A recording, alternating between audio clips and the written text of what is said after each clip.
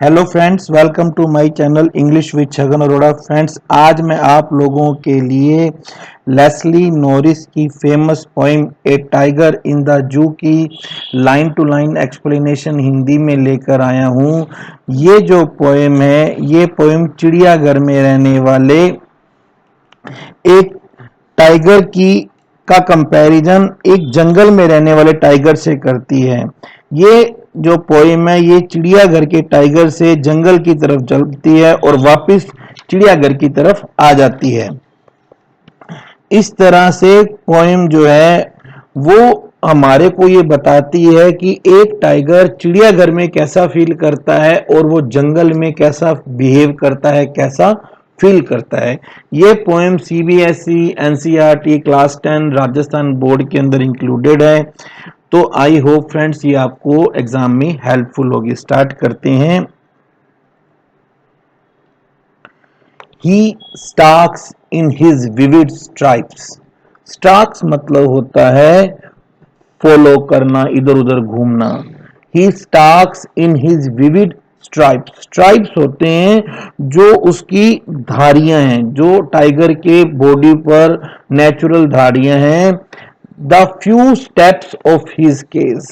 अब ये जो फर्स्ट स्टैंजा है वो हमें ये शो कर रहा है कि एक टाइगर चिड़ियाघर में कैसा फील करता है।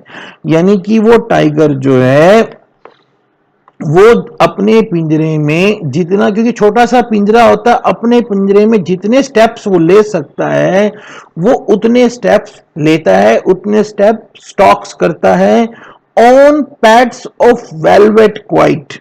और अब जो है उसके जो पैर हैं वो वेलवेट क्वाइट है। एक मेटाफर यूज किया है यहाँ पे पोइट ने। पैड्स मतलब टाइगर के पंजे, और टाइगर के पंजे जो होते हैं वो बिल्कुल शांत हैं। In his quiet rag. Rage मतलब बहुत बड़ा गुस्सा। अब ये जो टाइगर है, क्योंकि उसके घूमने फिरने की जगह बहुत कम है, इसलिए उसकी जो वो जो है बहुत ज्यादा गुस्से में है। और इस टाइगर की जो स्ट्राइप्स हैं वो विविड है, यानी कि ये एक यंग टाइगर है। यंग टाइगर है और इसके जो वेलवेट से पैर हैं, पा हैं, पंजे हैं, वो बिल्कुल शांत हैं, यानी कि वो अंदर ही अंदर बहुत ज्यादा गुस्सा है। अगर हम इसकी फिगर ऑफ स्पीच की बात करते हैं तो पोइट ने सबसे पहले पर्सोनिफिकेशन का यूज किया है, ही। यानी कि यहां पर टाइगर जो है वो एक एनिमल है, लेकिन उसने टाइगर के अंदर ह्यूमन एट्रीब्यूट्स डाले हैं। He stalks in his vivid stripes. अब देखिए जहां ये एस एस एस रिपीट हो रहा है, ये जो तीनों एस हैं ये कॉन्सोनेंस का एग्जाम्पल बन जाते हैं। हमने पिछली वीडियो में भी ये बताया था कि अगर आपको कॉन्सोनेंस याद नहीं रहता है तो आप एलिट्रेशन लिख सकते हैं। कोई भी कंसोनेंट या वावल अगर बार बार रिपीट होता है, चाहे वो किसी भी वर्ड के स्टार्टिंग में हो, मिडल में हो, एंड में हो, जैसे यहां देखिए स्टार्क्स का एसएस रिपीट हो रहा है, तो ये उसे हम कहते हैं कॉन्सोनेंस। अगर कंसोनेंस साउंड रिपीट होता है तो वो है कॉन्सोनेंस, और अगर वावल साउंड रिपीट होता है तो उसे हम कहते हैं एसोनेंस। जैसे देखिए यहां पर पोइट ने 3 बार आई रिपीट किया है, that is an example of assonance. And एक बहुत इंपॉर्टेंट चीज है क्वाइट रेज। क्वाइट रेज जो है, ये शब्द जो है ये ऑक्सीमरोन का एग्जाम्पल है। ऑक्सीमरोन को हिंदी में हम कहते हैं विरोधाभास, कि एक तरफ तो टाइगर बहुत ज्यादा शांत है और दूसरा वो अंदर ही अंदर बहुत ज्यादा गुस्सा है, क्योंकि टाइगर यहाँ पे पिंजरे के अंदर है। और पिंजरे के अंदर होने के कारण जो उसके नेचुरल, उसके गॉड गिफ्टेड उसके अंदर जो गुण है वो गुण भी अब यूजलेस हो गए हैं। नेक्स्ट स्टैंजा की तरफ अब हम चलते हैं। इस स्टैंजा में जो टाइगर है वो आजाद है। ही, देखिए फिर स्टार्टिंग में ही पोइट ने ही यूज किया। ही मींस यहां पे पर्सोनिफिकेशन है। He should be lurking in Shadow. यहां पे लर्किंग का मतलब होता है हमले के लिए छिपकर बैठना। ही एक बहुत बढ़िया इमेजरी दे रहे हैं poet, he should be lurking in Shadow, उसे तो छाया में छुपकर बैठना चाहिए, स्लाइडिंग थ्रू लॉन्ग ग्रास, उसे लंबी घास के अंदर छुप कर बैठना चाहिए, सरकता, क्योंकि देखिए जब टाइगर अटैक करता है किसी जानवर पर तो पहले वो थोड़ी सा उसके नजदीक जाता है, फिर वो अचानक अटैक करता है। नियर दी वाटर होल, जहां पानी का तालाब है उसे वहां पर घास में से स्लाइड करते हुए, स्लाइड करना मतलब सरकना, सरकते हुए उसे छुप कर बैठना चाहिए और उसे जाकर क्या करना चाहिए, अटैक करना चाहिए।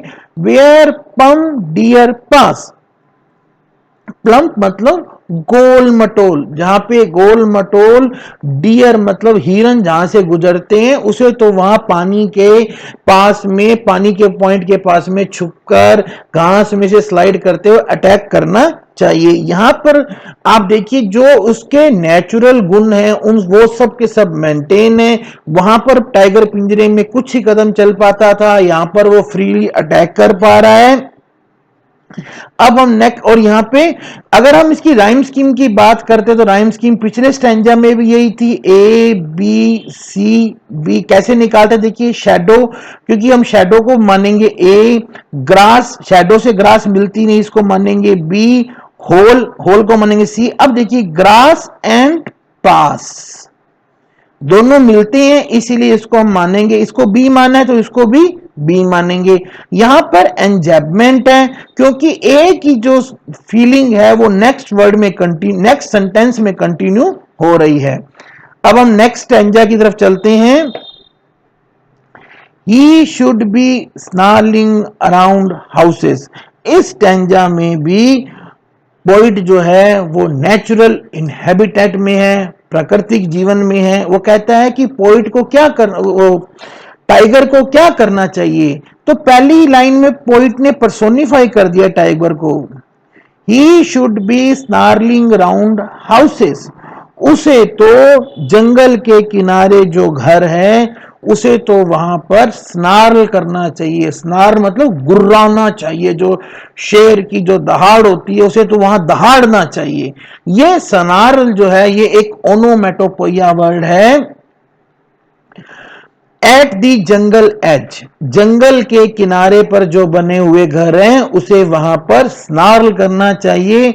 बारिंग हिज वाइट फैंग्स, बारिंग होता है अनकवर करना, यानी फैंग होते हैं जो शेर के जो तीखे दांत होते हैं, जैसे यहां पर है ना ये शेर के तीखे दांत, उसे अपने तीखे दांत, सफेद तीखे दांत दिखाने चाहिए। हिज क्लास, उसके जो पंजे हैं उसे वो दिखाने चाहिए।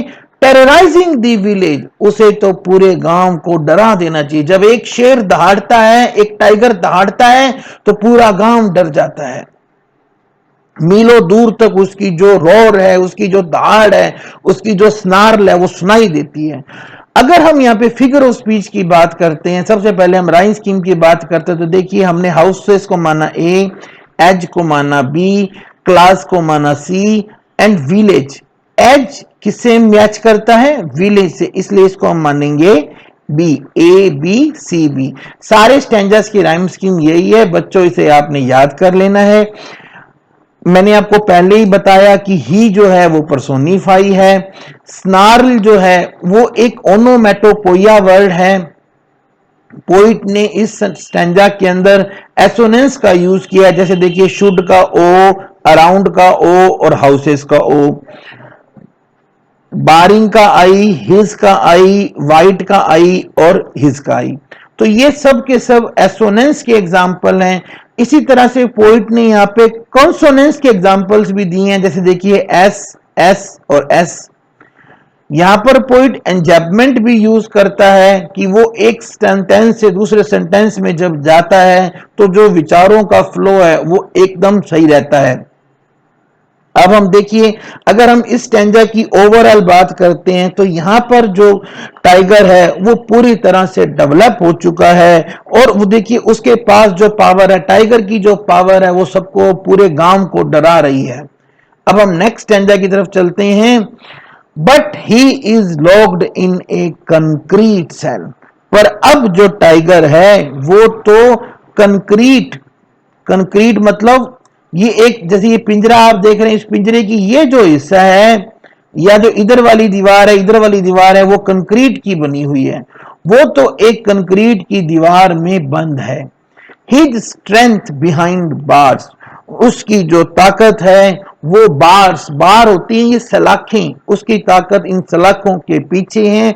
Stalking the length of his cage, और वो इस पिंजरे के अंदर वो घूमता हुआ, इग्नोरिंग विजिटर्स, अब वो विजिटर्स को इग्नोर नहीं करता है, उसके अंदर किसी की भी कोई रुचि नहीं है, वो विजिटर्स को बिल्कुल इग्नोर कर रहा है। देखिए ये यहाँ जो टाइगर है वो एक गुलाम है, उसकी सारी ताकत खत्म हो गई है, इसलिए उसके अंदर किसी भी चीज की कोई फीलिंग नहीं है। अगर हम यहाँ पे फिगर ऑफ स्पीच की बात करते हैं तो पोइट ने यहाँ पे पर्सोनिफिकेशन यूज किया है। देखिए ये ही से हम कह सकते हैं पर्सोनिफाई है, हिज से हम कह सकते हैं पर्सोनिफाई है। एसोनेंस की बात करते हैं तो ये जितने भी ही ई रिपीट हुए हैं ये सब के सब एसोनेंस के एग्जाम्पल हैं। जितने भी एस रिपीट हुए हैं, एस एस एस, या ये जो बी रिपीट हुए हैं, ये सब के सब कॉन्सोनेंस के एग्जाम्पल हैं, ये भी कॉन्सोनेंस का एग्जाम्पल है।